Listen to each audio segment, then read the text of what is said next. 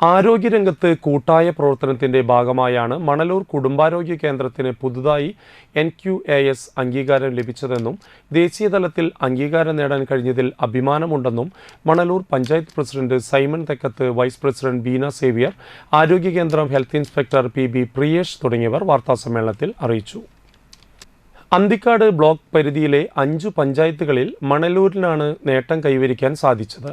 3 ഡോക്ടർമാരുടെ സേവനമുള്ള ആശുപത്രിയിൽ ദിവസവും 260ഓളം പാവപ്പെട്ട രോഗികളാണ് പരിശോധനയ്ക്ക് എത്തുന്നത്. മരുന്നുകൾ എല്ലാം സൗജന്യമാണ്. ലാബിലെ പരിശോധന ഗുണനിലവാരമുള്ളതാണ്. പാലിയേറ്റീവ് കെയർ പ്രവർത്തനവും മികച്ചതാണ്. 346 രോഗികളിൽ 140 പേർ കിടപ്പ് രോഗികളാണ്.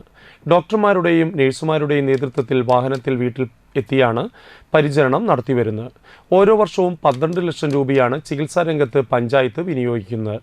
മുരളി പെരുന്നെല്ലിയുടെ MLA ഫണ്ട് 25 ലക്ഷം രൂപ ചെലവിൽ പുതിയ കെട്ടിട നിർമ്മാണം നടക്കുകയാണ്. കുടുംബാരോഗ്യ കേന്ദ്രത്തിന്റെ പ്രവർത്തനം രാവിലെ 9:30 മുതൽ വൈകിട്ട് 6 വരെ നടക്കുന്നതിനാൽ രോഗികൾ ഏറെയാണ് എത്തുന്നത്. അവാർഡായി ലഭിക്കുന്ന 2 ലക്ഷം രൂപയും ആരോഗ്യ കേന്ദ്രത്തിന്റെ വികസനത്തിനായി ഉപയോഗിക്കുമെന്നും ഇവർ അറിയിച്ചു. ആരോഗ്യ വിദ്യാഭ്യാസ standing committee chairperson Pushpa Vishwambharan, panchayat അംഗം ബിന്ദു സതീഷ് എന്നിവരും വാർത്താസമ്മേളനത്തിൽ പങ്കെടുത്തു. 4.23% മാർക്കോട് കൂടിയിട്ടാണ് മണലൂർ ഗ്രാമപഞ്ചായത്തിന്റെ കുടുംബാരോഗ്യ കേന്ദ്രം ഈ നാഷണൽ ലെവലിലേക്ക് ഉയർത്തപ്പെട്ടത്. ഒന്ന് എങ്കിലും പഞ്ചായത്തിലെ കുടുംബാരോഗ്യ കേന്ദ്രമാണ് അടുത്ത് വന്നത്. അവരെക്കാളും ഒരു 2.5% മാർക്ക് മണലൂർ ഗ്രാമപഞ്ചായത്ത് കുടുംബാരോഗ്യ കേന്ദ്രത്തിൽ കൂടുതലാണ്. ഇത് മെയിനായിട്ട് NQAS എന്ന് പറയുന്ന ദേശീയ നിലവാരത്തിൻ്റെ ഇതിലേക്കാണ് നമ്മൾ സൂചികയിലേക്കാണ് നമ്മൾ ഉയർത്തിയത്. അതായത് നാഷണൽ ക്വാളിറ്റി അഷുറൻസ് സ്റ്റാൻഡേർഡ്, ഒരു എന്താ പറയേണ്ടത്, നമ്മളൊരു സ്റ്റാൻഡേർഡിലേക്ക് നമ്മുടെ ആശുപത്രിയിൽ ഉയർത്താനേ സാധിച്ചു.